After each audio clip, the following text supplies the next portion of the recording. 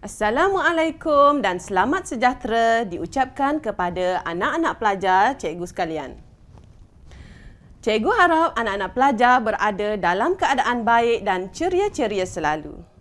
Nama cikgu ialah Cikgu Nur Nabila Farhana binti Razali, Cikgu Pendidikan Jasmani dari Sekolah Menengah Kebangsaan Berangan, Tumpat, Kelantan. Baiklah pelajar-pelajar, hari ini kita akan belajar mengenai tajuk hoki dari unit 3 kategori serangan. Para pelajar sekalian, di akhir pembelajaran kita pada hari ini, cikgu harap pelajar dapat menguasai standard pembelajaran yang terkandung di dalam dokumen standard kurikulum dan pentaksiran, iaitu pelajar akan dapat 1.4.1 melakukan pelbagai kemahiran menghantar bola ke sasaran yang melibatkan memukul, menolak, mencedok dalam situasi permainan. Seterusnya, pelajar dapat melakukan kemahiran menerima bola secara pepat dan kilas ataupun lebih dikenali dengan nama reverse stick. Untuk standard pembelajaran kita yang ketiga iaitu melakukan kemahiran mengelecek bola yang melibatkan kelecek longgar, kelecek rapat dan kelecek India ataupun lebih dikenali sebagai Indian dribble dalam situasi permainan. Cikgu andaikan bahawa anak-anak pelajar di rumah pernah melihat perlawanan hoki di kaca televisyen. Sebelum kita bercakap dengan lebih lanjut lagi mengenai permainan ini, tidak salah kiranya kita berkenalan terlebih dahulu berkenaan permainan hoki ini. Permainan hoki sebenarnya merupakan permainan jenis serangan yang dimainkan secara berpasukan.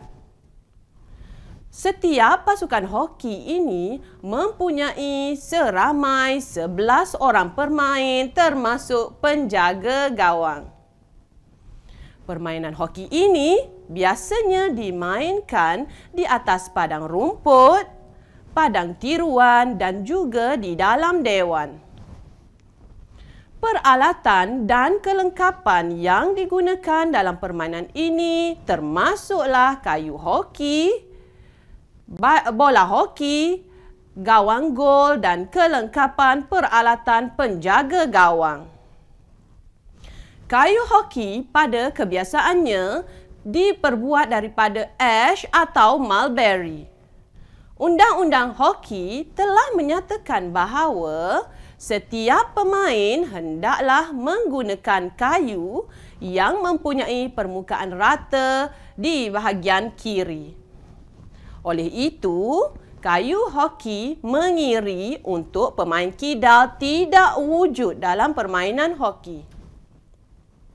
Permukaan kayu hoki serta bentuknya digambarkan seperti berikut. Panjang kayu hoki adalah bergantung kepada bentuk badan dan juga kedudukan pemain dalam permainan. Sehubungan dengan itu, panjang kayu hoki adalah tidak selaras dengan ketinggian seseorang pemain dalam permainan. Pada kebiasaannya, panjang kayu hoki adalah antara 0.89 meter hingga 0.94 meter dan beratnya ialah antara 510 gram hingga 624 gram untuk wanita dan antara 510 gram hingga 794 gram untuk lelaki. Bagaimanapun, biasanya kayu yang beratnya 510 gram dan 624 gram sering digunakan. Kayu hoki hendaklah disimpan di tempat yang berhawa sederhana serta kurang lembap. Semasa menyimpan, kayu hoki perlu digosok dengan minyak untuk menjauhkan daripada pecah. Kayu hoki yang pecah pada mana-mana bahagian tidak digalakkan menggunakannya kerana boleh mendatangkan bahaya. Bagi bola pula, ciri-ciri bola adalah seperti berikut.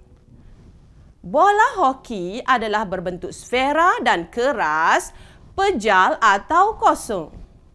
Permukaannya licin tetapi pelipat atau seam atau lekuk-lekuk kecil, indentations adalah dibenarkan. Kebanyakannya adalah berwarna putih tetapi jika mahu menggunakan warna lain, perlulah dengan persetujuan kedua-dua belah pihak. Berat bola adalah antara 156 gram minimum hingga 163 gram maksimum.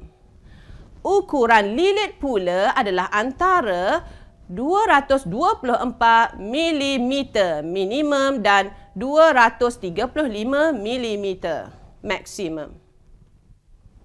Setiap permainan mempunyai gol, bukan? Begitu juga hoki. Tanpa gol, sesuatu permainan tidak mempunyai matlamat untuk dicapai. Bagi permainan hoki, setiap pasukan mempunyai pintu gol masing-masing. Ciri-ciri bagi pintu gol adalah seperti berikut. Terletak di tengah-tengah garisan gol.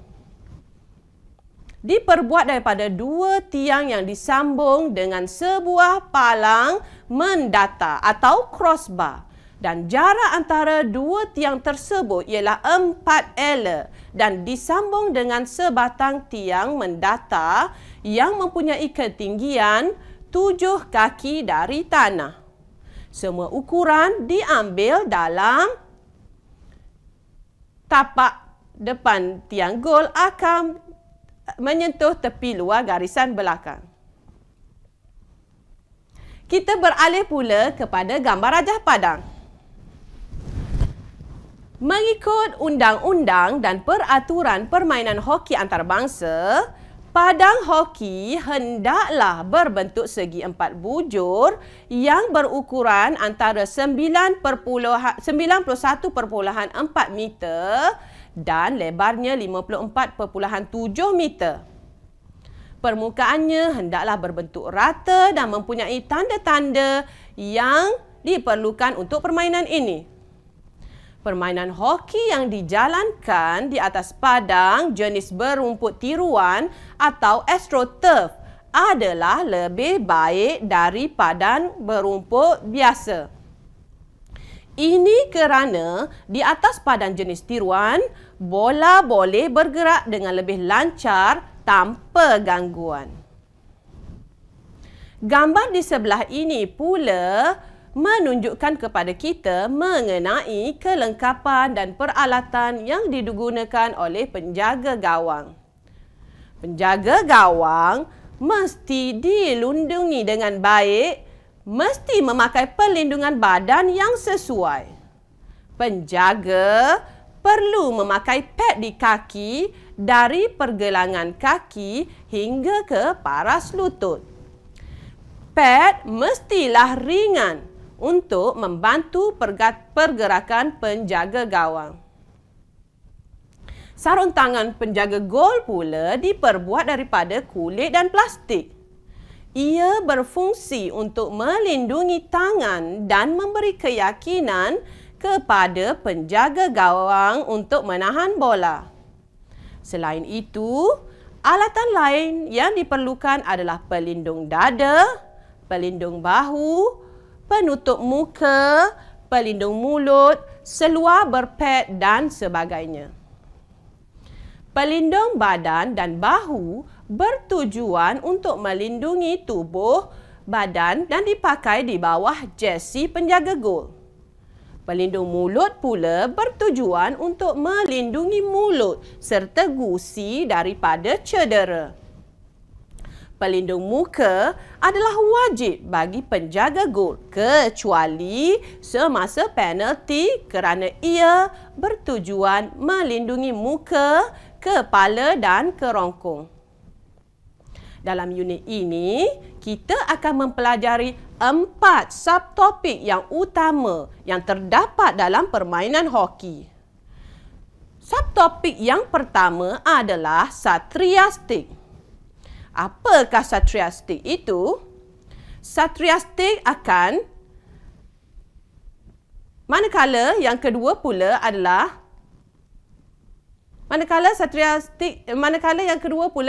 Satria Dribble dan seterusnya Satria Skor dan terakhir adalah Satria Tangkas. Mari kita pergi secara lebih ringkas satu persatu setiap subtopik tersebut. Perlu diingat terdapat banyak kemahiran yang digabungkan dalam setiap subtopik tersebut. Jadi, terus fokus, okey? Dalam Satria Stick terdapat 2 kemahiran utama yang digabungkan dalam subtopik ini, iaitu kemahiran menghantar dan kemahiran menerima. Kemahiran menghantar terbahagi kepada 4, iaitu kemahiran menolak, memukul, mencedok dan menguis. Manakala bagi kemahiran menerima bola pula, masing-masing ialah kemahiran pepat dan kemahiran kilas. Baiklah anak-anak pelajar sekalian, mari kita sama-sama melihat ilustrasi kemahiran menolak yang sedang dipaparkan sebentar lagi. Kemahiran menolak ini sebenarnya amat penting untuk dikuasai kerana ia amat berguna untuk membuat hantaran, clearance atau untuk menjaringkan gol. Ia juga boleh digunakan semasa memulakan sudut penalti. Kemahiran memukul dan mencedok pula kedua-duanya mempunyai prinsip asas yang sama, iaitu menghantar bola jauh ke udara tanpa halangan. Oleh hal yang demikian, kemahiran memukul dan mencedok digunakan untuk menghantar bola kepada rakan yang berada agak jauh. Manakala bagi kemahiran menolak pula digunakan untuk hantaran dekat atau rapat. Ya anak-anak pelajar, boleh kita sambung lagi? Okeylah. Bagi kemahiran pepat pula adalah kemahiran menerima bola dari hadapan. Manakala kemahiran menerima kilas atau dipanggil sebagai reverse stick pula adalah kemahiran menerima bola di sebelah kiri. Seterusnya, kita pergi kepada subtopik kita yang kedua, iaitu Satria Dribble. Satria Dribble pula adalah kemahiran menggelecek. Kemahiran menggelecek adalah kemahiran yang bertujuan untuk mengawal bola sambil melepasi pemain lawan. Terdapat 3 cara dalam permainan kemahiran menggelecek, iaitu pertama, kelecek longgar, kedua, kelecek rapat dan ketiga, kelecek India. Bagi kemahiran kelecek longgar, pemain akan menggunakan kemahiran kelecek jenis ini apabila mereka hendak menggerakkan bola dengan cepat dan pihak lawan berada jauh dari bola. Bagi kelecek rapat pula, kemahiran ini akan digunakan oleh pemain jika mereka berhasrat ingin mengawal bola dengan rapi tapi berhadapan dengan situasi tidak selamat yang mana pihak lawan berada berdekatan dengan pemain tersebut. Manakala kelecek India pula adalah asas kepada semua pergerakan dalam permainan hoki yang mana juga masih bertujuan untuk melindungi bola daripada pihak lawan. Subtopik kita yang ketiga adalah Satria Skor. Apa itu Satria Skor ya?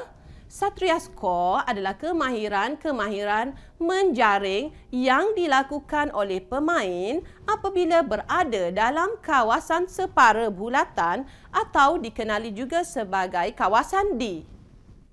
Kemahiran menjaring yang terdapat dalam Satria Score adalah kemahiran memukul, menguis, menolak dan menceduk ke dalam go.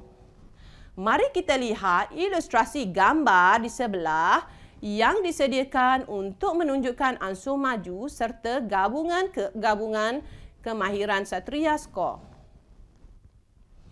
3 kemahiran yang utama yang digunakan untuk menjaring gol dalam pembelajaran kali ini ialah kemahiran memukul, menolak dan seterusnya menceduk. Subtopik kita yang terakhir adalah Satria Tangkas. Satria Tangkas pula adalah kemahiran yang dilakukan oleh penjaga gawang untuk memastikan bola tidak terlepas ke dalam go. Kemahiran ini terdiri daripada menepis dengan kayu hoki, merebahkan badan, kedudukan bersedia, menepis dengan kaki. Di dalam slide ini, cikgu telah siap sedia menunjukkan ilustrasi gambar berkaitan kemahiran menjaga gawang oleh penjaga gawang hoki. Dengan berakhirnya keempat-empat subtopik unit 3 ini, maka berakhirlah pembelajaran kita buat ketika ini. Cikgu harap anak-anak pelajar sedikit sebanyak dapat memahami isi-isi yang telah cikgu kemukakan sebentar tadi. Sebagai latihan, pelajar-pelajar boleh merujuk soalan latihan pada muka surat 46 dalam buku teks, seterusnya berbincang dengan guru masing-masing. Sampai kita berjumpa lagi di lain siaran. Assalamualaikum warahmatullahi wabarakatuh.